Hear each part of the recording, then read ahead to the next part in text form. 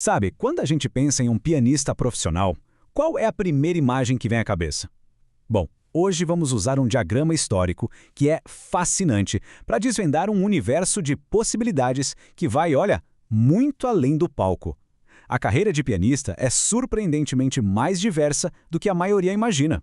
Para começar, vamos direto ao ponto. Quebrar um estereótipo. Existe essa imagem quase de cinema do que significa ser pianista, sabe? Uma visão super popular que, como a gente vai ver, conta só um pedacinho da história. Então fica a grande questão. O que um pianista profissional faz de verdade no seu dia a dia? Se a gente parar para pensar um segundo, qual é a primeira imagem que surge na mente?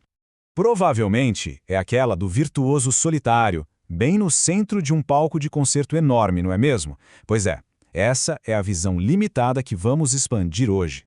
E a chave para a gente conseguir expandir essa visão vem de um lugar bem inesperado, um diagrama de 1945.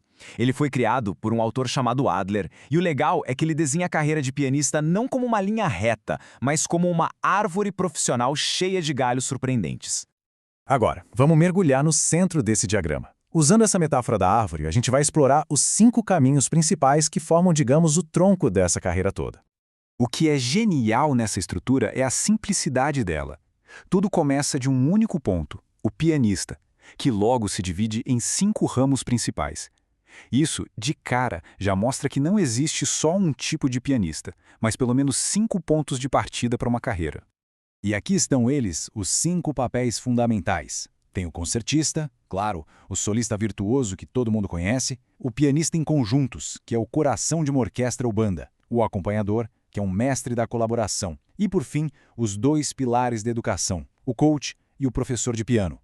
Cada um deles é um universo à parte. Vamos dar um zoom agora em um dos papéis mais colaborativos e talvez mais diversos que o diagrama mostra, a arte do acompanhamento. Afinal, o que é um acompanhador? É basicamente um pianista que dá o suporte musical para outro músico, para um cantor, um coral ou até mesmo para dançarinos. E não é só um papel de apoio, não. É uma verdadeira maestria em colaboração artística. E aqui que a árvore fica ainda mais interessante. Se a gente olhar de pertinho o ramo do acompanhador, a gente descobre que ele não é um caminho só, ele se divide em novos galhos. E isso revela uma camada de especialização incrível. Um acompanhador pode se focar em trabalhar com cantores, com outros instrumentistas, com corais inteiros ou até mesmo com dança. É impressionante pensar na amplitude que existe dentro de um único daqueles 5 caminhos, né? Agora, vamos para os galhos educacionais da nossa árvore. O diagrama aqui faz uma distinção importantíssima entre 2 funções que, muitas vezes, a gente acaba confundindo. Olha só como o diagrama posiciona o coach e o professor de piano lado a lado. À primeira vista, podem parecer a mesma coisa, mas a verdade é que as funções deles são fundamentalmente diferentes. Então, o ponto crucial é este.